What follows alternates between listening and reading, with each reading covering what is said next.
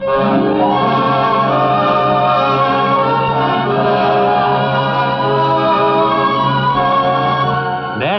Mary Backstage, Noble Wife. The story of America's favorite family of the Footlights and of their fight for security and happiness against the concrete heart of Broadway. It's shortly after yesterday's episode now in the kitchen of the Backstage summer home in Skunk Haven. Neil has been telling Mary, Harry, Pop, and Calvin about his plans to promote the House of Toast by means of the missing treasure chest.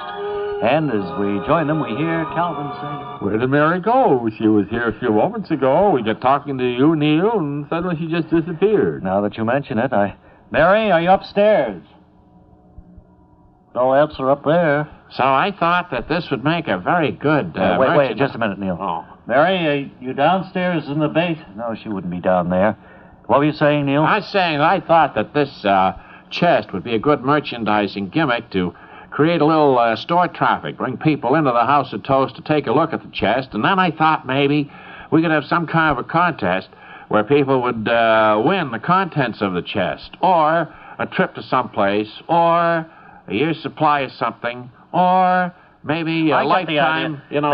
Maybe you could send them on a trip to a Treasure Island someplace. Or something for a lifetime they'd get every month, or a year's supply of something, or 2 weeks somewhere. A 2-week supply from the House of Toast every month. I didn't know. I hadn't finalized... it's got a lot of possibilities, Neil.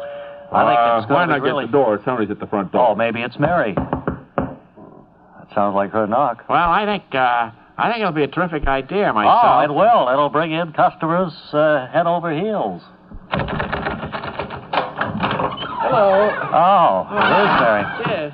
Oh, thought you were missing there for a while, No, Mary. I locked myself out. I went out the back door, and somebody had pushed the lock, and I couldn't get back in. No sign of the treasure chest out there in the backyard, was there, Mary? In the hole where Neil had dug the hole? No, but oddly enough, somebody has filled in that hole, too, and I wonder if that has any bearing. Somebody has filled in the hole that the treasure chest was in? Where would they get the dirt to fill in the hole? Because that chest, by cubic inches, must read, 1,200, 1,400 cubic inches? Oh, I would think so. You removed all of the dirt anyway, didn't you, Neil? Just leaving enough to cover it up? Excuse me. Yeah. How do you figure cubic inches anyway? Well, I take you to multiply the height by the width. By the thickness. By the width. The length. The length and the height. Times well, there's 2. no time for that. Do you want to answer the phone, Mary? Yes. I think it might be. Hello? Yes? See, it's the length times the width times the height. Gives you the cubic volume, whether it's inches or feet. When did it happen? Yeah, I guess so. It is strange where that chest of Well, the police should be notified. bogus treasure went. Yes. Yep, it is. No.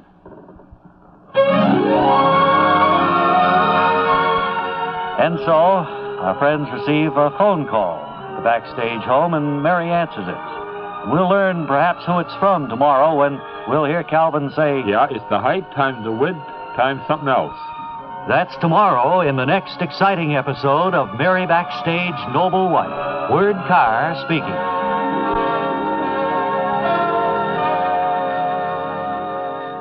And now, as a public service paid for by the Philanthropic Council to make things nicer, we invite you to spend another educational session with the idol of the nation's youngsters, Mr. Science. As we look in on the modern, well-equipped laboratory today, we see that little Jimmy Schwab is just arriving to watch Mr. Science perform his latest fascinating experiment. Well, Jimmy, you've arrived just in time to watch me perform my latest fascinating experiment. Oh, hot diggity, Mr. Science. This sure must be my lucky day.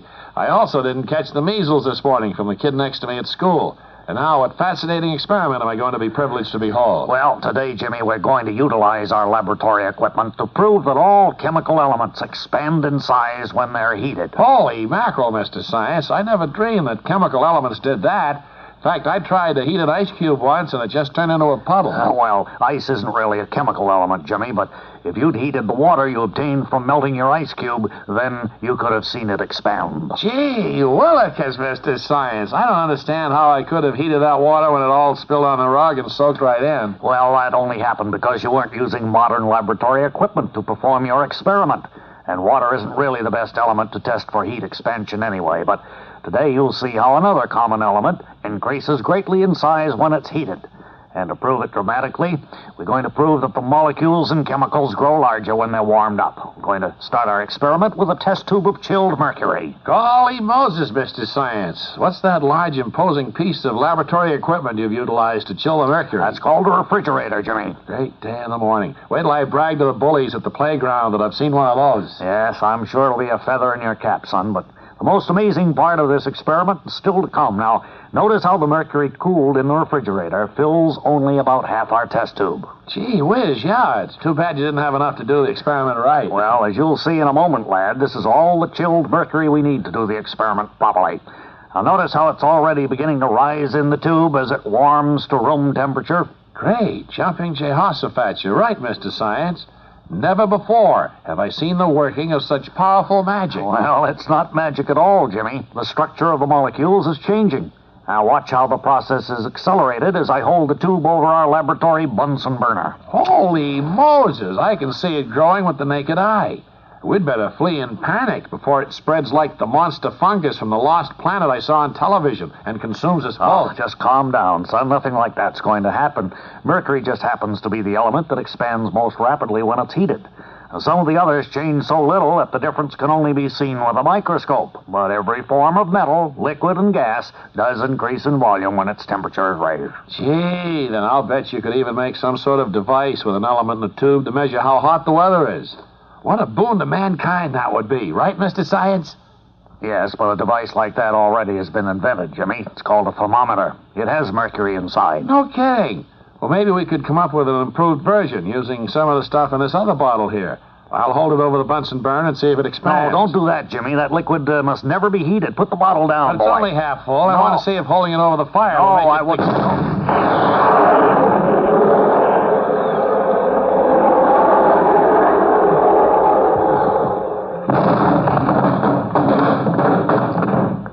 This session with Mr. Science was brought to you as a public service, paid for by the Philanthropic Council to make things nicer. Today's broadcast was the last in our current series.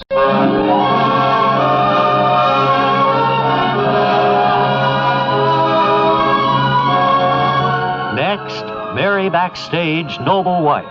The story of America's favorite family of the Footlights and of their fight for security and happiness against the concrete heart of Broadway.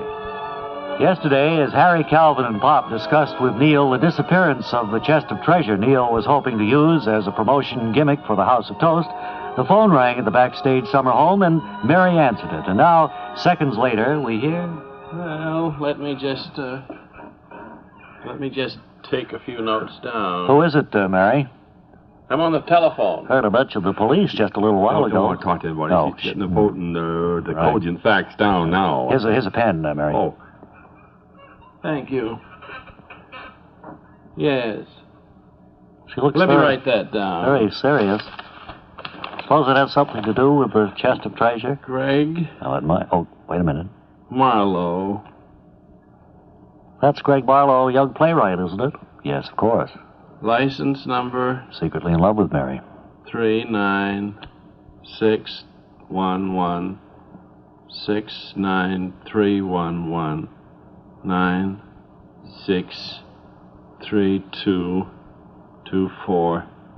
96322455. What was that? That's Greg's number. I remember it all right.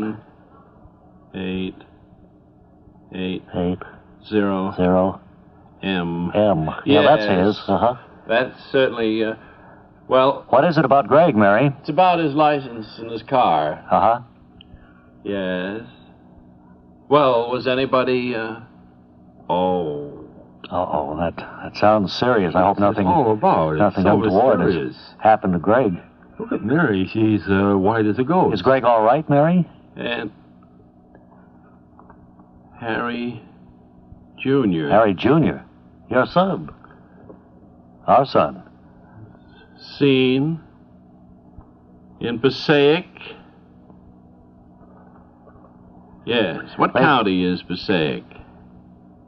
You don't know. They must have spotted Greg Barlow's car with Harry and Greg in it around Passaic someplace. Yes. Could be. Mm-hmm.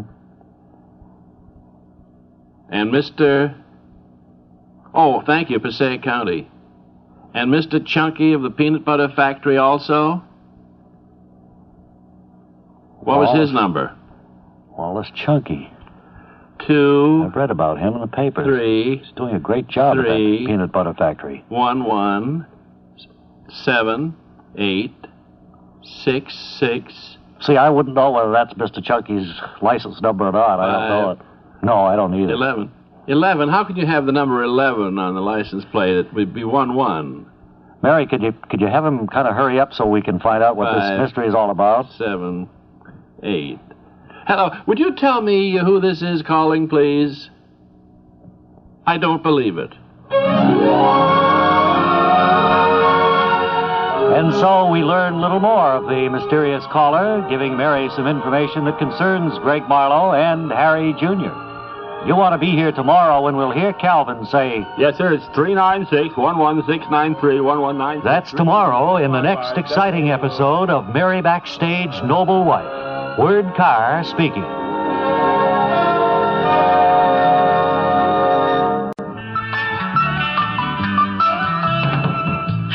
Hello. It's time to pay another of our regular visits to the Bob and Ray Hobby Hut, a special feature conducted by Neil Plummer, editor of Wasting Time magazine. Neil is nationally known as Mr. Hobby himself, and I see he's getting set up over at our other microphone with his special guest for today. So we'll just let you pick it up from there and carry on, Neil. Well, thank you very much, Bob. And I understand that you've been devoting all of your time the past few years to building models of old ballparks. Yes, I never intended for the thing to be more than a pastime, but a lot of new major league ballparks have been built recently, so I have to hurry and make models of the old ones before they're torn down.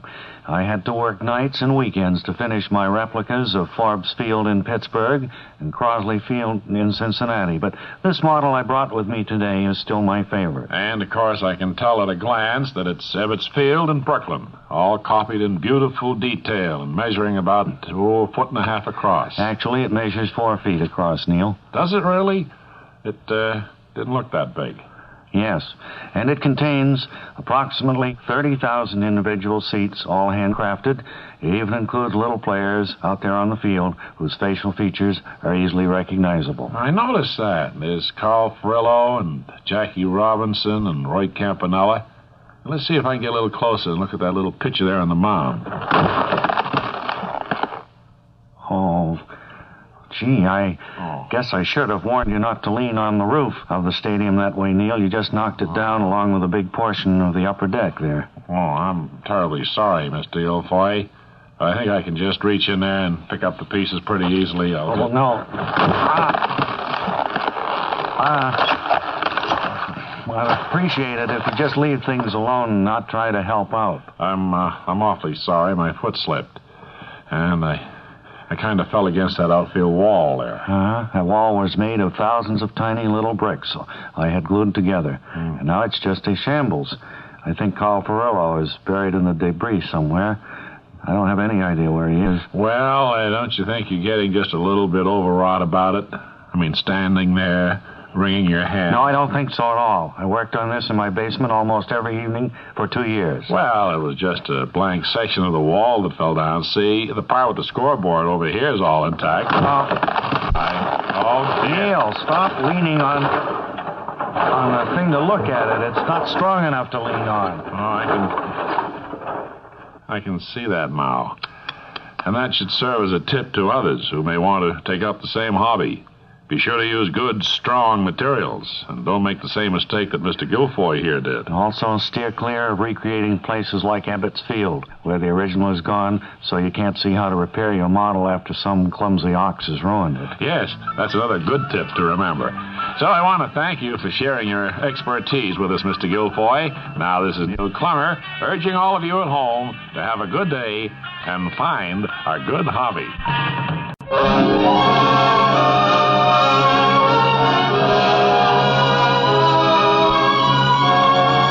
Next, Mary Backstage Noble Wife. The story of America's favorite family of the Footlights and of their fight for security and happiness against the concrete heart of Broadway. Yesterday, Mary received a strange phone call at the backstage home in Skunk Haven and talked for some 3 minutes with a stranger at the other end of the line. Now, as Harry, Calvin, and Pop stand by, waiting breathlessly for news of the phone call, Mary says goodbye to the caller, hangs up the phone, and turns to Harry, Calvin, and Pop. What was it, Mary? It was the wrong number. Well, all of those numbers you were giving us, Mary, a number plate for Greg's car and everything. Well, it was actually, it turned out to be a neighborhood prank. There was a boy, like they used to call up and ask if you had Prince Albert in the can, Yes, let him out, and sure. things like that. Call up the Stones and say, how are the pebbles? Well, this was just one of those telephone gags. I thought they'd stop doing that. Sounded so serious on the phone, I thought it was That for real. doesn't make any sense to me at all. Got a good sense of humor, Mary. Who do you suppose it was? I have no idea. One of those It was wiseacres on the block, probably. the one that hangs outside the drugstore downtown all Sure, the time. could They have be nothing that. else to do except use the old telephone, I suppose. Well, on a hot day, nothing else to do. Why don't you go out and make some lemonade for us, No, Mary? I don't feel... Greg isn't here. No, you can't. I don't feel I'd like to do that today. It's not all that hot anyway. Well, it's pretty warm. You know, I was thinking, why don't we, so long as we haven't determined who owns this lot between the house that the mother of me and I live in and your house, why don't we more or less team up and put in a pool? A pool? A pool? Yeah, you know, a swimming pool. We could put like a regular Olympic-sized pool between the house where the mother of me lives and the house where you live. That's a good idea, and then we'd both have equal rights to use it, and there would be no argument over where the boundary line is. Well, I don't know about that. I suppose somewhere we'd have to have it down on paper who owns what. Well, But, now we're right back to the old argument we started Yes, 2 weeks ago. I thought we were all clear on who owned the property. If we're going to put in a pool and then argue over who owns the pool, we're right back where we That's right. started. It's going to be share and share alike. We'll put the pole in dead center between our two houses. Well, I don't know. What do you think about it? Let's just say that we agree that we'll mutually own the pool. Do you think we should do it? Put it in. Let's take a vote on it. All right. What about you, wait a Harry? minute, I'll tear up the ballots. Oh, wait a minute. There's only 4. We don't have to tear up a piece of paper. There's 4 of us. Oh, well, all right. Let's let Mary go first, then, being I'd the say, lady. well, I'm on. I don't want to get on the line as of yet. Let me see how the vote's going first. All right, how about you, Pop? Well, I shouldn't vote. I don't have any part of the Right. property Well, how can anyway. he vote? He doesn't own the property. I'd like to use the pool if I'm invited. Well, you'll be invited. But I don't think you you'll should be vote. invited. Well, then it's up to you and me, I guess, Calvin. Go ahead, vote. No. Yes. Oh, let me think. And so, it's 1 vote against the pool and 1 vote for. We'll see how the vote comes out tomorrow when we'll hear Mary say, Yes. that's tomorrow in the next exciting episode of Mary Backstage Noble Wife. Word Carr speaking.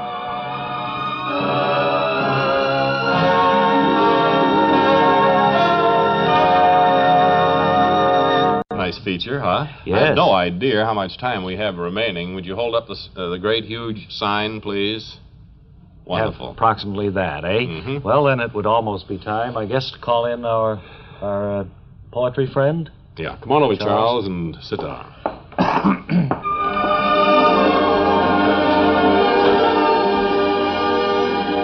Now, round the corner and up your street comes your friendly poet-philosopher, Charles, bringing with him a few memories of yesteryear from the dusty, tattered pages of his poetry scrapbook. Charles. Hello, everybody. Once on a cloud, I saw your face. Here in my heart, your memory haunts the sky of cloudless azure. But ever and on through countless... Come on, Charles. through countless eons of uncluttered love, my heart is hollow, my eyes are dim, my heels are run down. Charles. And I'm filled with remorse. And I'm filled with remorse remembrance, regret, and...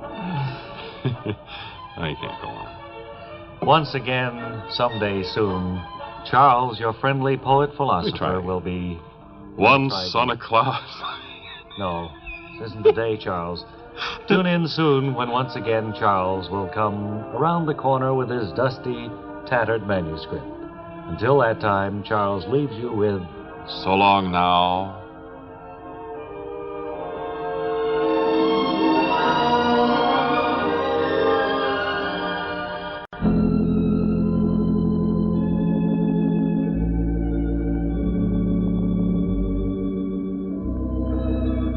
And now the American Federation of Sheep Herders, representing 14,000 lonely people just like yourself, brings you another episode of The Gathering Dusk, the heartwarming story of a girl who feels a great sense of loss, even though she never had anything to begin with.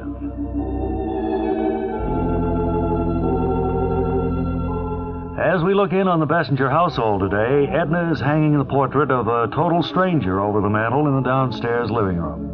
It's mid-afternoon, and Mr. Hagedorn, the chief seismologist at the Earthquake Detection Center in the village, is just arriving. Oh, it's you, Village Earthquake Detection Center seismologist Hagedorn. It was kind of you to come so quickly.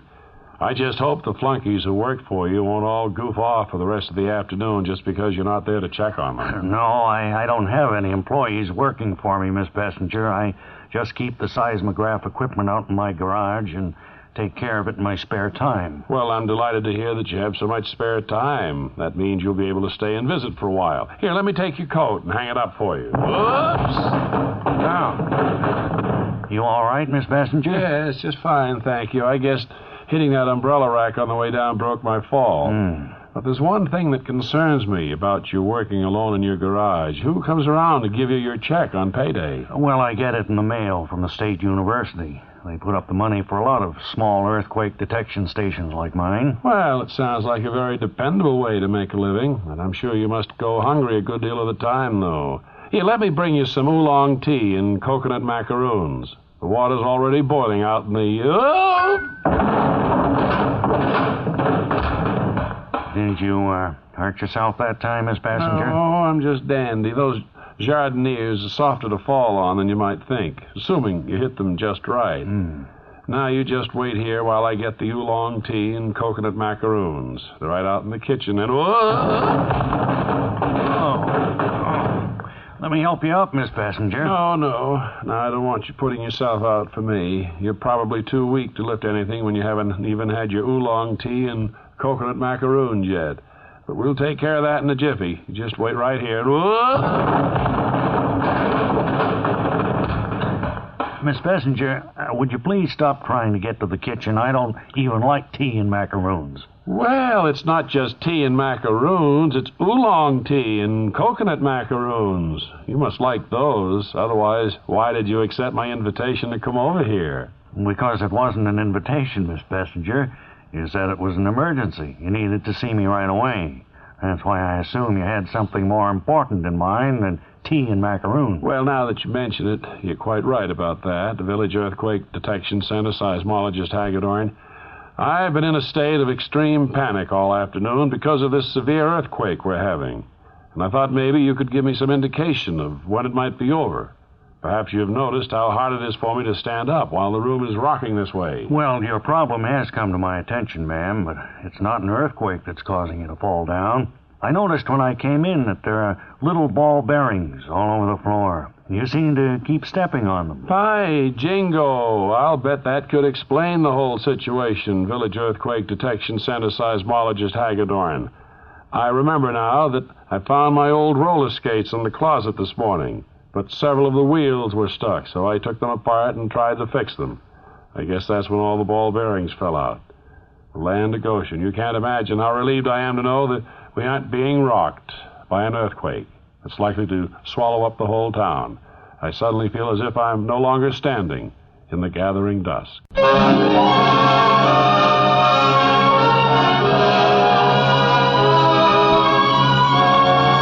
Next, Mary backstage, noble wife. the story of America's favorite family of the footlights and of their fight for security and happiness against the concrete heart of Broadway.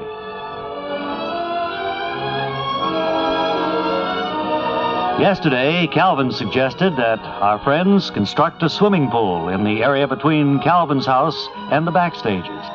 And everyone thought it was a super idea. And now, a few moments later in the yard, we hear Calvin saying, Well, I don't know whether this pool should go like north and south, or east and west, or northwest, southeast, or the other way. Well, it's pretty much Northeast, going to go centered between our two lots here, Calvin, to get the most value out of the space. Well, you want to consider which way the sun will be in your eyes at what time of day and everything. Yes, that's true. Very important if you ever have races here. What kind of races? Any races here? I don't see that at all. Just because it's Olympic-sized pool doesn't mean you have to have Olympic kind of competition. So, well, I just thought, it could be, the day could come when you might have races here, and you'll, Now, you want to put it where there won't be too many flies, too. Mosquitoes. There seem to be a lot of them at this A lot of mosquitoes this year, I understand. Well, it's all the rainy weather we have. Yeah, right. Oh, boy. Got 'em. Oh, here's Mr. Fish. You remember Mr. Fish? Used to be on the TV show with us. Oh, yes. I understand you're working for the Fish Pool Company now, Mr. Fish. Did you call him, Calvin? No, I didn't even mention it to him. No, sir. Well, so long as you're here, Mr. Fish, maybe you could answer a few questions for us. Do you think the pool should run north and south or up and down? Well, I think north and south. And where do you think the deep end should be? The deep end will be on the far end, mostly on the north side. From where you're standing, Mr. Fish, or from where we're standing? No, from where I'm standing. Well, your feet are going to be very wet standing where you're standing, because that will be the deep end of the pool, wouldn't it, Mr. Fish? Well, that's the trick of it all. Was he trying to make a joke of this? Well, he always did have a sense of humor, even when you did the TV show in the morning. Well, I think we better use our own counsel on this. I think we should run it north and south, have the deep end there, and, of course, the shallow end down there, and the diving board up here. How high should the diving board be, do you figure, Mr. Fish? About 8 feet high. And how high off the ground should it be? High off the ground should be at least 6 feet off the ground. 6 feet off the ground. 6 feet off the ground. Mm-hmm. Well, that seems to make sense. What do we owe you for this advice, Mr. Fish? Mary, remember, we don't have any money. I've been out of work for months. Oh, forget I even asked you that, Mr. Fish. Thank you for coming by and giving us this free advice. We really appreciate it. Yes, I think we'll have to dig our own pool. Calvin, have you got some tools at your house? Yeah, well, I have a shovel, I have a spade, I have a pick. Well, that's all we need then. And I have some cotton swab. Good. Let's roll up our sleeves and get to work then.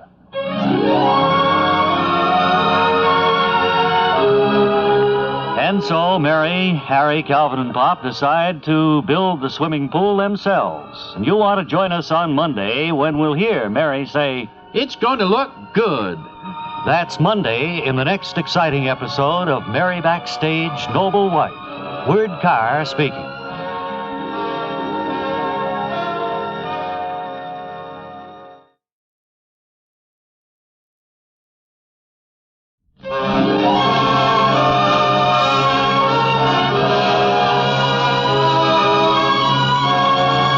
Next, Mary Backstage, Noble Wife. The story of America's favorite family of the footlights and of their fight for security and happiness against the concrete heart of Broadway.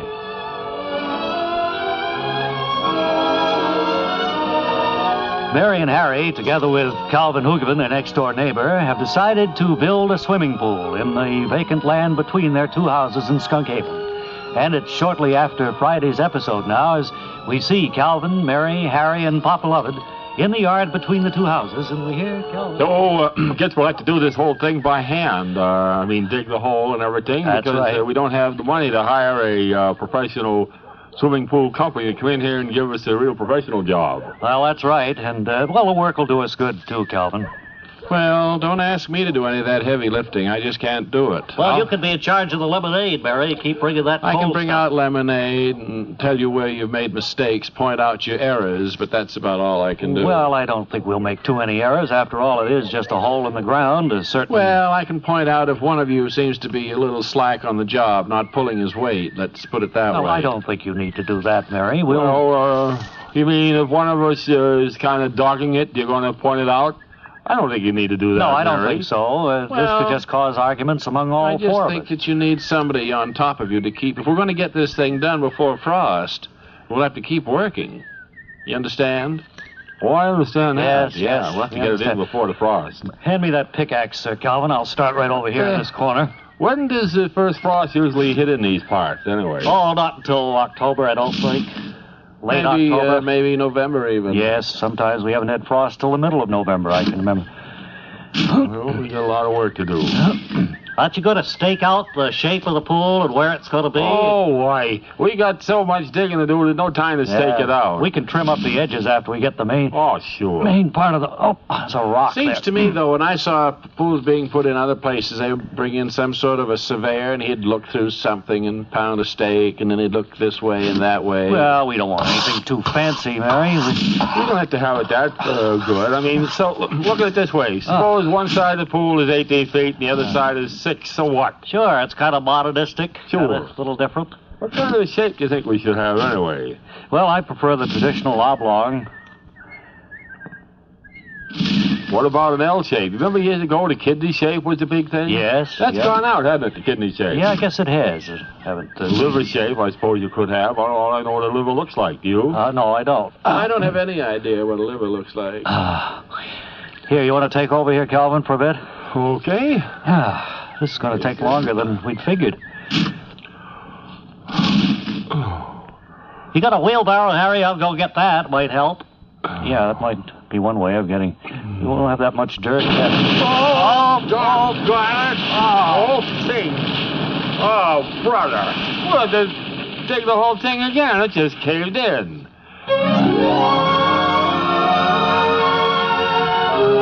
And so, as our friends set out to dig their pool between the two houses, the hole suddenly seems to cave in. And you want to be here tomorrow when we'll hear Mary advise... I think maybe you better do a little more digging, Calvin.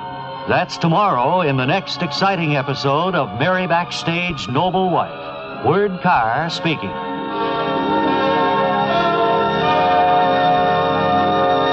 We've got our ushers going through the studio audience looking for people with unusual occupations, and the result is this specimen seated with us right now, Mr. Leopold Nodal or Nodell. I didn't get the pronunciation, sir. Nodal. Nodal of Milwaukee, Wisconsin. The questionnaire that you filled out, Mr. Nodal, said you're a professional racket maker. I guess it takes a good many years to master the technique of turning out championship tennis equipment, huh? Well, yes, I imagine it does. Of course, that's just an off-the-cuff opinion. I've never really thought about it much because I have no intention of switching over from the type of rackets I make to tennis rackets. Oh, well, then I've misunderstood what you do for a living, I guess. Yes, I'd say that apparently you've misunderstood the whole thing pretty well. Actually, you're an underworld figure who creates new rackets for the mob? No? But I admire your great versatility in being wrong. No, you see, what I really do is I go around in the middle of the night making a racket on behalf of the Slumbermore Sleeping Pill Company. Are you trying to tell me that your job is to wake people up deliberately so they'll have to take sleeping pills? That's it. That's what I've been trying to tell you ever since you began by changing the subject. Oh. But the way your mind wanders, I'm right on the verge of giving up. Oh, no. My mind doesn't wander as much as you might think, Mr. Nodal. Just that when you said you were a professional racket maker, it seemed inconceivable that making the type of racket you meant could be an occupation. Well, I don't know what's so inconceivable about it. You see, there's only a limited number of people who can't sleep at night when things are quiet. And the pill companies already have that market pretty well saturated. So, of course, the growth of the industry depends upon keeping the ones awake who'd sleep us right into bankruptcy if we left them alone. Well, that makes a little bit of sense, I guess, in theory. How can you possibly create enough of a disturbance all by yourself to have much effect on the sale of sleeping pills? Well, in answer to your question, it's impossible to answer because I don't work all by myself. The general public doesn't know it, but Slumbermore has the most employees of any company in the world. We have about 40 chemists at the home office making the pills, and about 300,000 field workers making the rocket. 300,000 of you roaming around all night doing this awful thing? Well, on any given night, the total is probably closer to 250,000. We have more employees on sick leave than the average industry because we all work in the damp night air. Uh-huh. But with the help of our stray cat training program, we still manage to keep about half the country awake. You've got stray cats making racket for you, too? Every district manager is responsible for following up on newspaper ads that offer free kittens to a good home. But, of course, we turn them loose as soon as they can be big enough to yowl and knock the lids off garbage cans and, do annoying stuff like that. Well, frankly, Mr. Nodal, I don't think I've ever heard of a business operation quite so unethical, and I certainly hope the Pure Food and Drug people crack down on you, but good. Well, I hate to tell you, but I don't think there's much that can be done about us. Lumbermore is just cheap, harmless junk, and the only reason we imply that you need a prescription to get it is for people who call up their doctors. And then the doctors will have to take it to get them back to sleep, too. Well, you got the whole thing worked out, haven't you? All right. I could tell you about plans we've got that make your hair stand on end, but after working all night, I got to hurry home to bed so I can doze off and catch a few winks before the people who stay up all day start making a lot of racket. I understand. Goodbye. Thank you for your visit anyway. Goodbye, sir.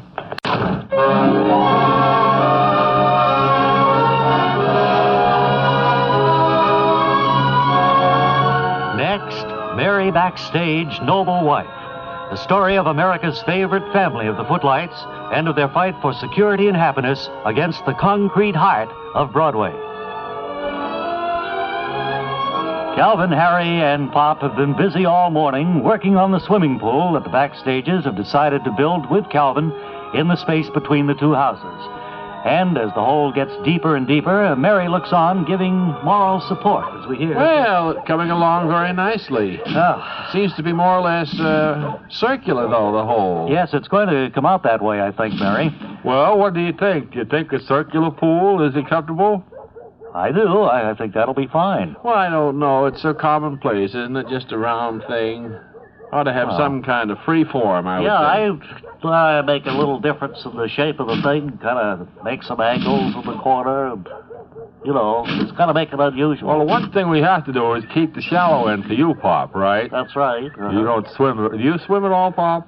Well, not too much. I like to go in wading sometimes. So we'll have to keep one end shallow, about maybe... 3 feet, maybe. 3 feet, 2 or 3 feet, I think, in right. case we get little people in that just want to wade. Yeah, some of the neighborhood kids may want to come wading in Oh, here, listen, too. now, I don't think we can have the neighborhood children in. That will increase our responsibilities tremendously. We'll have to hire a lifeguard. That's right, and we can't do that when I've been out of work all these months. That's true. We don't have 2 nickels to rub together. Honestly, I don't know what we're going to do unless we get some work. Well, I've got to get a job. That's all there is to it. I was hoping Greg Marlowe might have come up with something by this time, but nary a word have we heard from Greg. Wait a minute. What? Hey. There's Greg now. Why, it is. Hello, Greg. Hi there. We're here in the side yard by the swimming pool we're digging. A what? Swimming pool. We're digging a hole for a swimming pool. Look, just like a hole in the ground. Well, that's what it is now, but after we get the cement poured and get the water in it, it'll be a pool. Hello, Greg. Oh, hello, Mary. How are you, Mr. Marlowe? Pretty good, thanks, Pop. Well, so you've decided to put in a pool, huh? That's funny. I was just mentioning your name, Greg, and the fact that we hadn't heard from you for quite a while, and the fact that, well, I've got to find work somewhere, and we thought maybe you'd come up with something in the line of show business. Oh, we're in the real doldrums in show business now. There's nothing going on. Nothing doing, eh? Angels are all on vacation, I guess. I haven't been able to find any money to put a show together. Well, I haven't had any thoughts at all. When we decided to forget the magic show, yes. I was completely at sea as to what to produce. Well, that wouldn't really have been the right thing for us, I still think. We ought to be able to get a play or a comedy or a musical or something. Something different. Something we haven't done before. Just looking at this pool has given me an idea. What do you mean? Pool to be, that is. Yes, what do you mean? Do you all swim? Well, yes, of course. Have you heard of Esther Williams? Yes. Can you put 2 and 2 together? And so, a thought crosses Greg Marlowe's mind, and he has a show in mind for our friends. You want to be here tomorrow when more of the details become known, and we hear Greg say, That's the whole thing. a beautiful water show. That's tomorrow in the next exciting episode of Mary Backstage Noble Wife. Word Carr speaking. Bob? Yes. Hate to disturb you right now, but the painters are here. The painters are here. What do you mean? They can't. Come on in, fellas. Let's go. Let's get it done, Can't huh? paint in the We don't middle have of too the much time. Yeah, this has to be the blue wall there. It's going to be the blue one. I think the one that has the big B written on Well, it. they can't begin just in the middle of Can't a show begin, like they're this. doing it. I know it, but can you gentlemen wait for about 5 minutes? Where do I put the battleship Gray? Webb, are you a painter? I'm in charge of painting and maintenance here now. Well, how did that happen? I thought you Well, it were our happened book reviewer. Well, Bob, you haven't given me a book to review. You haven't given me any time. Go right ahead. Go on, Ingeborg. Yeah, this is going to be the blue wall over here, is it? That's right. The one's the bait, and the others are the battleship Gray. Yeah, sure, all right. I'll get right busy with it. That's just like them, Bob. This is something steady, and they told me there's a lot of studios to paint. And, be careful up there, Ingeborg. Yeah, What? be careful. Oof. There, I spilled that bucket of white paint all over there. You don't suppose you're going to leave the floor that way, Webb? No, are you going to clean all that up, aren't you? That's that very quick drying paint. Oh, it's dried already, I see. Ingeborg, are you stuck? Yes, I'm standing right in the middle of it here. You're really stuck right to the floor. Lift my foot here. Wait a minute. How do we call emergency? Somebody get them Do on? they have one? I think so. I don't know. I'll have to get the operator, I guess. He's really stuck badly there. It's terrible. Yes, sure, I am. Operator, this is the Bob and Ray studio calling. Hello. The radio program. Hello. Yes? We're on the air now, and Congratulations. the There was painter some is- doubts about it down here. the painter is stuck in the middle of the floor with some quick-drying paint he spilled. Does he want to call anybody? No, he just wants to get Well, then hold of maintenance or emergency or don't something. bother me with that, will you, please? Well, who do we call to get him unstuck there? That's Emergency. Well, can you give us that number? That's what I wanted, really. All right, just a second. I'll see if anyone's there. Hold on, Ingemar. She's, You'll be all right, Ingeborg. Don't worry. You don't have a sandwich on you, do you? Hello, emergency. Hello, Bob and Ray. We have Bob and Ray. Yeah. We have a painter stuck to the floor here, and it's disrupting a program already in progress. Huh? Yeah. What do we do? Can you help? Studio you in? We'll be up there in 26. 20, 30 minutes. We're on lunch now. Well, I know it. We just wanted to finish the show in a big finish way, and Yeah. we can't with him stuck there. Studio, what is it again? 26. 26. Okay. All right, they're going to come up with it. So, you can just take care of him until they keep him quiet. Wait a second. I have an idea. Could you throw... do we have a tarpaulin that they cover the pianos with? Throw it over There's one Ingeborg. over there on the piano. Well, Yeah. throw it over Ingeborg for now, because it bothers me to Then see I him. have to look at him. Swell. You don't mind, Ingeborg? Oh, that's all right. Good. All right.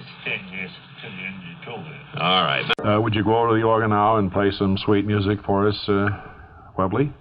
Thank you. All right, I will. We'll give you time to get over there. That's it. Fine. And kind of smile as you play, will you? Thanks. Things aren't really as bad as they seem. Once again, our scouts have been searching the railroad and bus terminals for victims of hard luck who need a helping hand from our generous Bob and Ray organization. Bob, I assume that poor wretch there beside you is our first guest for today. Yes, Ray, it is. This is Mr. Barney Shemple of Kenosha, Wisconsin. Mr. Shemple, I can't help noticing that you have on knee breeches and a lace shirt and a three-cornered colonial hat. Does it have something to do with the business career you'd hope to carve out for yourself here in New York? Well, yes, it does. See, I got the idea that a town crier could make a pretty good living in Manhattan. It adds a nice historical touch for the bicentennial. And also, a lot of people can't afford to buy a newspaper at today's prices, so I thought they'd throw me their small change for going through the streets and yelling out the news. Well, that seems like a reasonable assumption on your part, but I must be wrong because we only pick failures to be on the show. Oh, I'm a failure, all right. You are. First, I had to shell out $8 to rent this costume. And then I had to buy a newspaper to read about all the stuff a town crier would normally town cry. Well, it sounds as if you prepared yourself adequately before you failed, right? Well, yeah, I was really on top of the situation. I started out across East 89th Street, ringing my bell and crying stuff like, "Hear ye, hear ye, Congressional Committee, investigates charges that $60 million in unauthorized military aid was sent to Angola. That sounds as if it'd be of interest to everybody who lives on East 89th Street, all right? Well, I didn't just rely on that alone. I tried to throw in something for everyone. For instance, I also town cried, "Hear ye! Hear ye! Final scores from the National Basketball Association. Milwaukee 113, Portland 106, Chicago 97, Kansas City 92, and at the half, Los Angeles 63, Golden State 57. Well, that Los Angeles Golden State game sounds like an upset in the making, but that didn't get the audience you'd hoped for either, I guess, huh? Well, some people stuck their heads out of the window, but most of them were just yelling at me to shut up. And nobody tossed money at all, just old shoes and empty beer cans and stuff. Well, it's really truly a story of heartbreak, Mr. Shemple, but we want to cheer you up. Here's a lovely gift from our generous Bob and Ray organization, a hand-stitched leather saddle for your horse from the Fox Hunt Equipment Company of Paterson, New Jersey. Well, I don't have a horse. I may dress old-fashioned, but I ride a late-model used bicycle. Okay, we were hoping you'd like it. And now, Search for Togetherness, the touching story of people just like yourself who struggle to find happiness in a small Midwestern town where the steel mill has been closed permanently.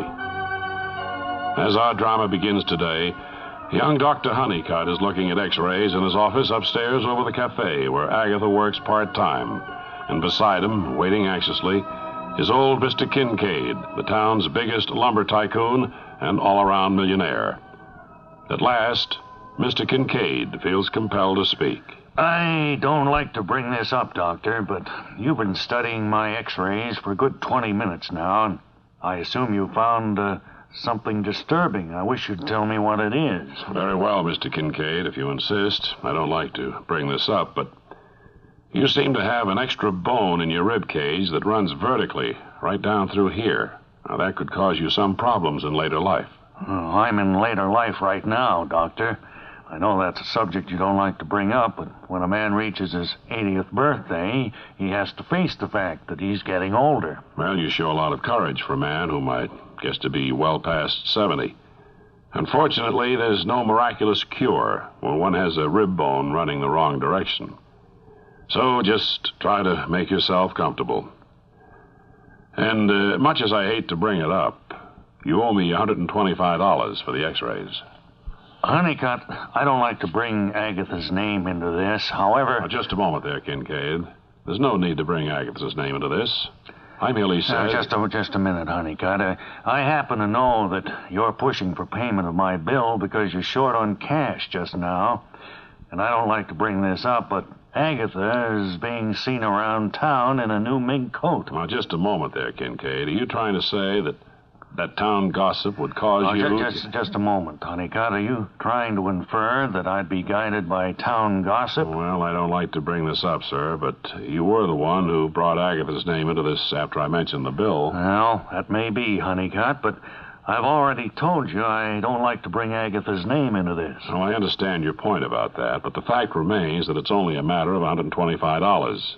And much as I don't like to bring this up, it's common knowledge around town that you're a millionaire several times over. Just a moment there, Honeycutt. The figures you're quoting on my bank account are nothing but town gossip, and I don't... Now, just a moment there, Kincaid. Are you trying to infer that I'd be guided by town gossip? Well, I don't like to bring this up, Doctor, but you're trying to charge $125 for 2 poor-quality x-rays simply because town gossips have told you I'm a millionaire. Now, just a moment there, Kincaid.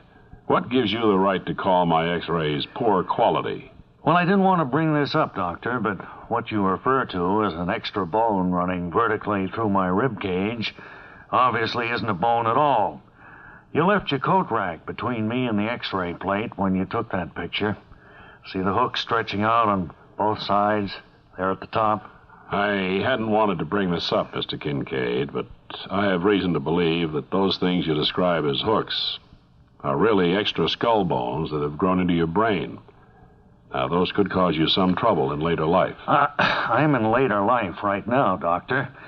I know that's a subject you don't like to bring up, but when a man reaches his 80th birthday, he has to face the fact that he's getting older. I never think of you as an elderly man, Mr. Kincaid. After all, there's been considerable talk lately of your flirtation with the notorious Snyder girl. Of course, it's only town gossip. No, it's a good deal more than town gossip, Doctor. I was hoping it wouldn't be necessary to bring this up, but the notorious Snyder girl and I were married last Saturday in a suburb of the state capital. And so, old Mr. Kincaid finally admits that town gossip has been correct, much as he hates to bring the matter up. But what effect will it have on his marriage to the notorious Snyder girl once the word leaks out that Mr. Kincaid has a coat rack growing through his body? Perhaps we'll learn more in the next episode. Join us then for more emotion-packed drama on Search for Togetherness. Now with our next Hard Luck story, let's introduce Mrs. Dodie Pruitt of Green River, Wyoming. Understand your effort to live within your small income has merely brought you to the brink of financial ruin, Miss Pruitt. Yes, I think that's well put. You see, my old car finally gave out on me a few months ago. It was a 1916 Waverly Electric. I really couldn't afford to buy a new car, but I had no choice, so I decided to cut the cost as much as I could by coming east to pick up one at the factory. So that took you to Detroit from your home in Wyoming then, huh? No, it took me to Waverly, Massachusetts. Whatever gave you the idea that the Waverly Electric was made in Detroit? I don't know, but I didn't realize it was made in Massachusetts either. Well, apparently it's not anymore. At least I couldn't find anybody in Waverly who remembered seeing the factory. So, well, here I am. No car, bus ticket home either. I'm stuck. That's indeed tragic, ma'am. But we're standing by to help you with this handsome portable shoe shine kit. It's made of real walnut. There's brown and black polish inside, together with all the brushes you'll need. Well, I don't want this. I wear white tennis shoes. Don't try to thank us. We're here to help, Miss Pruitt. And our final story today will be told by Mr. Otto Blakely of Pawnee, Oklahoma. If the information on your card is correct, sir, it says you're trying to make a trip to Israel accompanied by a 30-foot maple tree. Well, that's right. You see, back in the early 50s, some guy came around my neighborhood asking for a donation to plant a tree in Israel. So I gave him $10, and I always pictured what my tree must look like over there as it was growing up. But I found out recently that the guy taking up the collection was a crook, and I never got a tree planted in my name, so now I'm trying to make up for that. Well, that's certainly commendable, Mr. Blakely. But I guess you only donated a seedling. Why do you feel obligated to take a 30-foot maple tree to Israel with you now? Well, that's how big my tree would have been by now if they'd planted it when they were supposed to. Besides, a man my age can't start all over again with a baby tree. I'm 58 years old. Right, I can see how a young tree might be too active for you to handle, so let us help you on your mission. Here's a lovely gift from our generous Bob and Ray organization, full case of 24 cans of sauerkraut from the Kankakee Kraut Works of Kankakee, Illinois. Well, if that has any connection with all my problems, it escapes me. We're just glad we could help, sir. Eat it in good health. And now, 4 cans. Back to Ray at our main anchor desk.